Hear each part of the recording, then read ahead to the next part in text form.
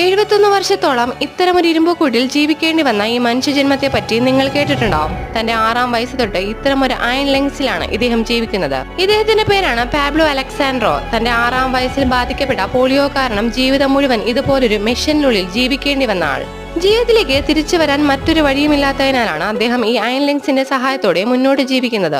ഈ ഒരു മിഷനിൽ തന്റെ തല മാത്രം മൂവ് ചെയ്ത് സാധാ ഒരു മനുഷ്യൻ ചെയ്യുന്ന എല്ലാ പ്രവർത്തികളും അദ്ദേഹം ചെയ്യുകയുണ്ടായിരുന്നു. ഷേവ് ചെയ്യും, പല്ല് തേക്കും, തന്റെ ബ്രേക്ക്ഫാസ്റ്റ് കഴിക്കും. TV കണ്ട് സമയം കളയാൻ താല്പര്യമില്ലാത്ത അദ്ദേഹം കൂടുതലായും എഴുതാനും വായിക്കാനുമാണ് കൂടുതൽ സമയം കണ്ടെത്തുന്നത്. ആ ഒരു ഒറ്റമുറിയിലെ അയൺ ലെങ്സിനുള്ളിൽ കിടന്നുകൊണ്ട് തന്നെ തന്റെ 40-ാം വയസ്സിൽ പാബ്ലോ ബാർ എക്സാംസ് പാസ്സാവുകയും ഒരു പ്രൊഫഷണൽ ലോയറായി മാറുകയും ചെയ്തു. 180 പേജുള്ള ഓർമ്മക്കുറിപ്പുകൾ ചേർന്നൊരു പുസ്തകവും അദ്ദേഹം രചിച്ചിട്ടുണ്ട്.